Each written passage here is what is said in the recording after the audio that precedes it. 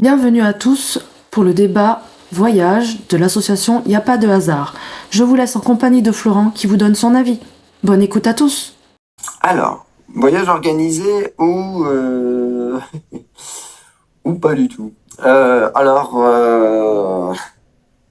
dirais que je suis un peu naturel à vouloir organiser les choses et que ça parte en freestyle après, que ce soit le voyage, peu importe, dans la vie en général.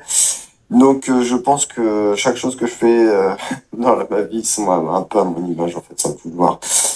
Un début d'organisation et après c'est un peu l'intuition qui m'amène là où j'en ai un peu envie aussi. Donc c'est sans que ce soit trop cadré en fait.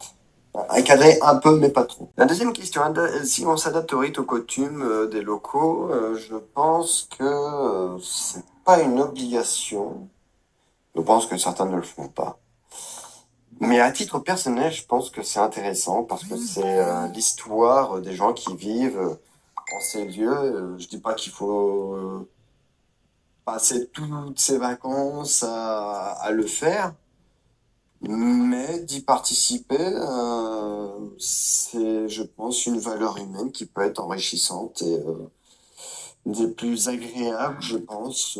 Les frontières, le passeport, qu'est-ce que j'en pense? Je pense que d'abord, il faut bien comprendre que c'est d'ordre historique, les frontières, que si ça a été mis en place, ce n'est pas pour rien. Faut pas oublier que les frontières, c'est pour délimiter un territoire. Que les frontières n'ont pas toujours été à leur place qu'elles sont actuellement. Donc ça a toujours été très fluctuant, je dirais.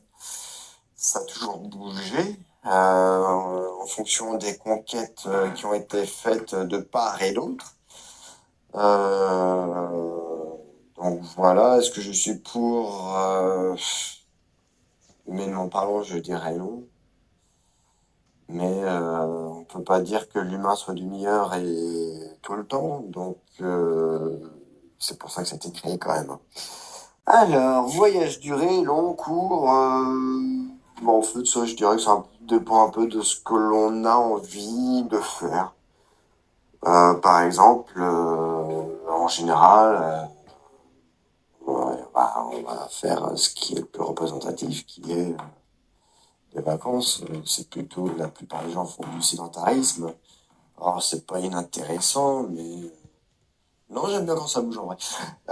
C'est bête, mais tu vois, en fait, le fait d'avoir fait la saison l'année dernière, j'ai travaillé, mais il y avait une part de vacances dans l'état d'esprit, c'est-à-dire que j'y suis allé aussi pour travailler, mais aussi pour me détendre, pour me relaxer, selon certains que j'aime bien suivre, les vacances, les meilleures vacances qui soient, c'est avant tout un état d'esprit, en fait. Donc si ça devient un état d'esprit, c'est avant tout, bien sûr, dans la durée. Langage universel. Langage universel, je pense qu'il y a un langage universel qui existe déjà, qui est l'amour.